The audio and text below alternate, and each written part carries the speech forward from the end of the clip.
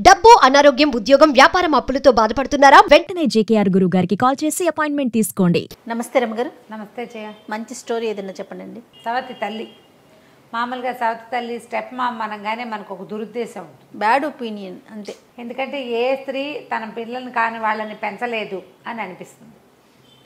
రెండోది సవితి కన్న పిల్లాడు అనేసరికల్లా వాడి మీద ఒక చిన్న చూపు ఉంటుంది. ఈవిడికి సొంతంగా పిల్లలు కలిగేసరికల్లా టాప్ ప్రయారిటీ తన సొంత పిల్లల మీదకి వెళ్ళిపోతుంది. కానీ మనం లోకల్లో మన చుట్టాల్లోనూ బంధువుల్లోనూ చూస్తాం, స్టెప్ మామ్స్ చక్కగా పిల్లల్ని చూసుకున్నది, 4 ముచ్చటగా జరిపించింది, కనపడతారు అక్కడక్కడ. కాకపోతే ప్రపంచం నమ్మదు దాన్ని. పెంపుడు తల్లుల్ని నమ్ముతుంది. వాళ్ళే తెచ్చుకుని పెంచుకున్నారనుకో పిల్లల్ని బాగానే పెంచుకుంటారు. అవును. కానీ సవితి తల్లి మాత్రం ఆ పిల్లల్ని చూడడం కోసమే ఆ ఇంట్లో ప్రవేశించినప్పటికీ ప్రపంచం నమ్మదు. అలాంటి ఒక కథ. ఓ పల్లెటూరులో ఒక రైతు ఉండేవాడట. అయితే అతనికి లేక లేక ఒక కొడుకు కలిగాడు. పిల్లవాడు పుట్టిన కొద్ది రోజులకే భార్య చనిపోయిందట. ఈ పిల్లాడికి వెంకడని పేరు పెట్టి పెంచుకున్నాడు. వీడికి ఓ ఏడాది ఏడార్థం వచ్చాక ఇక వాడిని కాలు వచ్చిన పిల్లాడిని కాయలేకపోయేవాడు అతను. చుట్టుపక్కల వాళ్ళంతా అన్నారట, పెళ్లి చేసుకోరా, వెళ్ళాం వస్తే ఆ పిల్లాడిని కొంచెం చూసి వాడికి ముద్దోడికేసి పెడుతుంది, నిన్ను చూసుకుంటుందంటే ఆలోచించి బంగారిని ఒక అమ్మాయిని తెచ్చి పెళ్లి చేసుకున్నాడు. ఆ బంగారికి పిల్లలు కలగల. వీడిని చక్కగా చూసుకునేది. వీడు కూడా చిన్నమ్మ అని ముద్దుగా బాగుండేవాడు. తిండి పెట్టేది, బళ్ళోకి పంపించేది, 4 చూపించేది. కొంతకాలం తర్వాత తండ్రి కాస్త మరణించాడు ఆ రైతు. చుట్టుపక్కల అందరినీ పాపం వీడికి సవితి తల్లి అనేవాళ్ళు. వీడు మామూలుగా పింతలతో బాగుండేవాడు, చిన్నమ్మతో బాగుండేవాడు. ఎవరైనా పాపం వాడికి సవితి తల్లి అనగానే తన తల్లి సవితి తల్లి అనేది గుర్తొచ్చేది వాడికి. అప్పుడు ఆ పూట అంతా ఆవిడ తనకి ఏం చేస్తుందో అవన్నీ గమనించేవాడు. రాత్రి నిద్రపోయాక మర్చిపోయేవాడు. వీడికి కాస్త పైకి రాలేదు, వీడేం ఇంకా బాగా చదువుకోవట్లేదు అలా అన్నారుగా. ఆ సొంత తల్లి అయితే శ్రద్ధగా చూస్తుంది, సవితి తల్లి ఆవిడేం చూస్తుంది అలా అనేవాళ్ళు. అన్నప్పుడు అవును మా అమ్మ లేదు కాబట్టి నాకు చదువు బాగా రావట్లేదు, అంతేకాని తన చదువు బాగా రావడానికి తను చదవకపోవటం కారణం అని వాడికి అనిపించేది కాదు. ఏమిట్రా ఈ మధ్య చిక్కిపోయావు, మీ సవితి తల్లి నీకు అన్నం పెట్టట్లేదా అని అడిగేవాళ్ళు.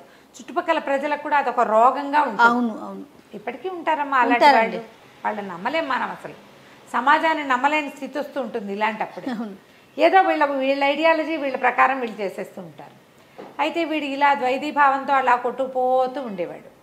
ఉంటే సరే ఏమైంది, వాళ్ళ ఆవిడ రోజు దీపం పెట్టుకుని దేవుడి దగ్గర ఏదో చదువుకునేది.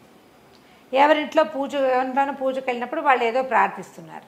అప్పుడు వీడికి తట్టింది, మా పిన్నమ్మ ఏం ప్రార్థిస్తుంది రోజు దేవుడి దగ్గర అని. ఆవిడ రోజు దీపం పెట్టుకుని దేవుడా అని ఏదో గొణిగేది. వీడు తను చచ్చిపోవాలనో, తను పైకి రాకూడదనో, తను పాడైపోవాలనో కోరుకుంటుందేమో పింతల్లి అని అనుమానం వాడికి. ఓరిని. సరే ఒకనాడు శ్రద్ధగా విన్నాడు. ఆవిడ ఏం కోరుకుంది, అయ్యా దేవుడా, నా వెంకడు చీమలాంటి వాడుగా, ఆడదానిలాగా ఆకలిగా, తాడుగా, కుండగా ఉండేలా చూడనాయనా అని దండం పెట్టుకుంటోంది.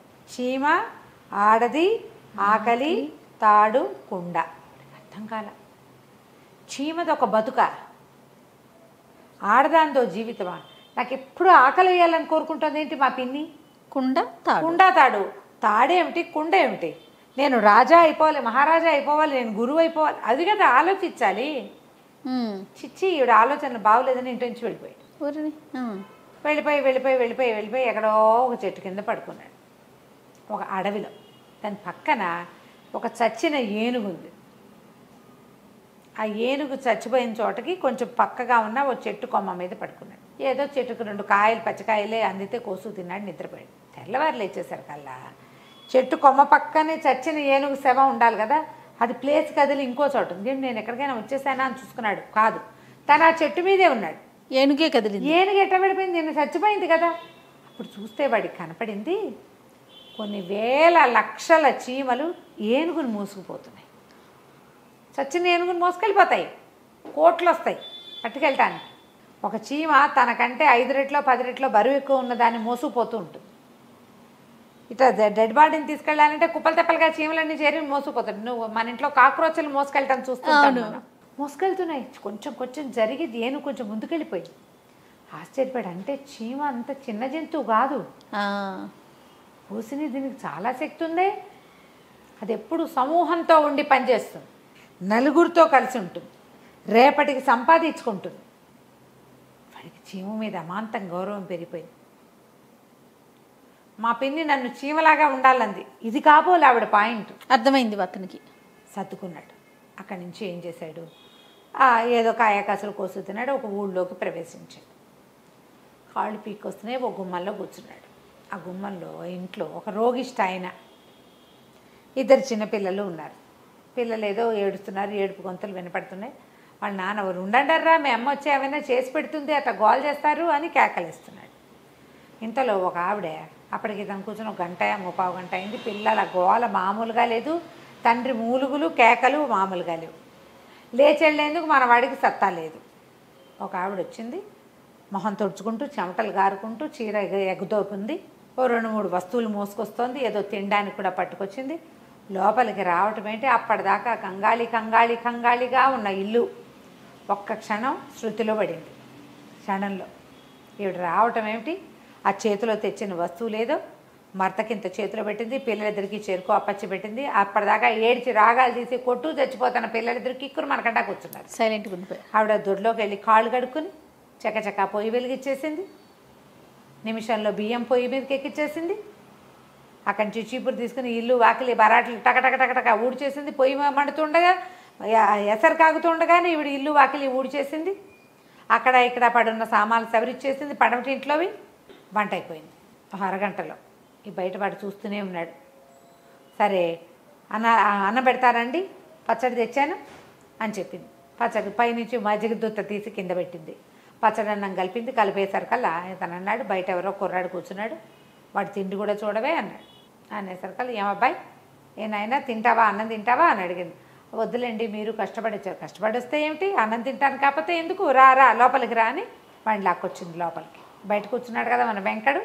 లోపల తెచ్చాక వాడికో ఇంత అన్నం, వాళ్ళు ఎవరింటో ఇచ్చో తెచ్చిన పులుసు, అంత పచ్చడి ఏదో తెచ్చింది. 3 ముద్దలు ఇదో 3 ముద్దలు అంత మజ్జిగ పోసింది. హాయిగా తిన్నాడు. ఇల్లంతా చూశాడు. రాగానే అతనికి ఎట్లా కనపడింది, అది లేచిపోయే కొంపలా ఉంది. ఇల్లు శుభ్రంగా ఉంది. పిల్లలిద్దరూ ఓ పక్కన కూర్చొని ఆడుకుంటున్నారు. భర్త ఏదో కులాసాగా కబుర్లు చెప్తున్నాడు. 2 గంటల క్రితం ఈ ఇల్లు ఎలా ఉంది, ఇప్పుడు ఎట్లా ఉంది. ఆడదుంటే ఇట్లా ఉంటుంది.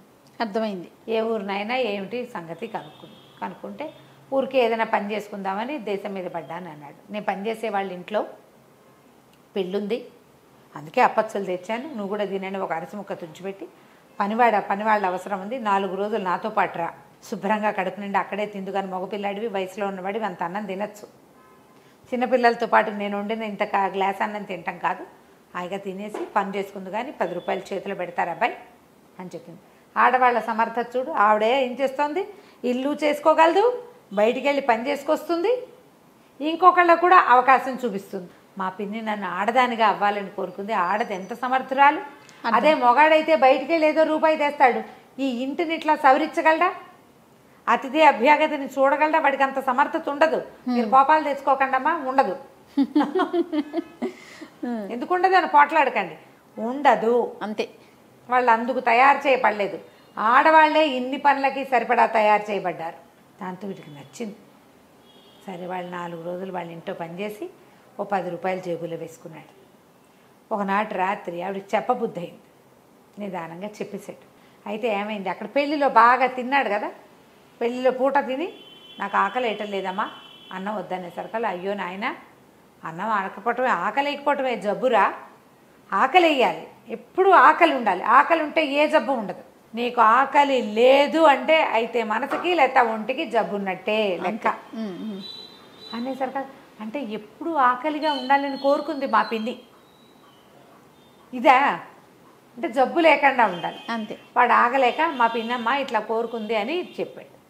చెప్పేసరికల్లా ఆవిడంది, ఒరే మీ పిన్ని బంగారు పేరు కాదురా, ఆవిడ మనిషి కూడా బంగారమేనా, ఆయన నీతో మంచిగానే ఉంది, ఒక జీవికి ఏం కావాలో అవన్నీ మీ పిన్నికి తెలుసు, అందుకే చెప్పింది, అట్లా అనుకుంటోంది, దేవుడికి దండం పెట్టుకుంటోంది, వెళ్ళిపో, 10 రూపాయలు సంపాదించుకున్నావు, జేబులో డబ్బులు ఉన్నాయి, అన్నం వండిస్తాను, 2 రోజులు నడిస్తే సరిపోతుంది, ఒక 4 రొట్టెలు చేసి ఇచ్చి అంత అన్నం వండి చేతిలో పెట్టి పంపించి వీడి ఇంటికి బయలుదేరాడు.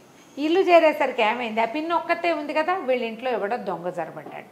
వీడు ఇంకా దూరంగా ఉన్నాడు. చీకట్న ఎవడో గోడ దూకటం కనపడింది.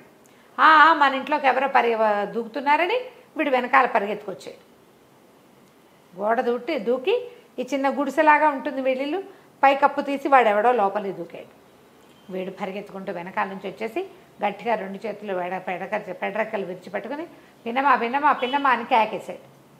ఆ చిన్నమ్మ లేచి వచ్చింది. ఎవర్రా నాయనంటే నేనే. వెంకండి తాడందుకో, వీడిని కట్టేద్దాం, తాడందుకో అని కేకలు పెట్టాడు.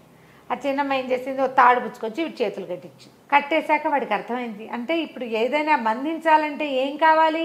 తాడు. నన్ను తాడుగా ఉండమంది మా పిన్నమ్మ. వాడికి అర్థమైపోయింది. అక్కడి నుంచి చుట్టుపక్కల వాళ్ళంతా కేకలు పెట్టేసరికి లేచి వచ్చారు. వీడినేమో దొంగని గ్రామాధికారికి అప్పచెప్పారు. ఆ పిన్నమ్మని కావలించుకుని, నాయన ఏమైపోయావురా, 4 రోజుల నుంచి కంటి కూడా కనపడకుండా పోయావు, ఏం చేసుకొచ్చావు, ఏం చెందావు అని అడిగితే అంతా చెప్పి అడిగాడనమాట, నువ్వు నన్ను ఇట్లా ఉండాలని కోరుకున్నావు, ఇవన్నీ బాగానే ఉన్నాయి, మట్టికుండగా ఉండమని కోరుకున్నావు ఎందుకమ్మా అంటే, మట్టికుండ అంత ఉపయోగకరమైన వస్తువు ఇంకొకటి ఉందా? పెద్దింట్లో అయినా ఉపయోగపడుతుంది, చిన్నింట్లో అయినా ఉపయోగపడుతుంది. దాన్ని ఎక్కడా దాచక్కర్లా, జస్ట్ జాగ్రత్తగా హ్యాండిల్ చేసుకుంటే 10 సంవత్సరాలైనా దాని జీవితం ఉంటుంది. పెద్దవాడికి ఉపయోగపడుతుంది, చిన్నవాడికి ఉపయోగపడుతుంది, అందరికీ అన్ని చోట్ల ఉపయోగపడేవాడిగా నువ్వు ఉండాలని నేను కోరుకున్నాను రా నాయన అంటే వాడు సంతోషించాడు. నన్ను అందరికీ మేలు చేసేవాడిగా, అందరికీ ఉపయోగపడేవాడిలాగా, సొంతానికి కూడా ఉపయోగపడేటట్టుగా ఉండమంటోంది మా పిన్నమ్మ అని అర్థం చేసుకుని ఆ తర్వాత హాయిగా ఉన్నాడు. చక్కగా పెళ్లి చేసుకుని పిల్లల్ని కన్నాడు. పిన్నమ్మతోటి సుఖంగా ఉన్నాడు. కథ కంచికి మనం ఇంటికి. వస్తువుల నుంచి ఎంత గొప్ప విషయాలు చెప్పారో చూడండి రమ్మగారు. చాలా బాగుందండి. నమస్తే. నమస్తే చెప్పు.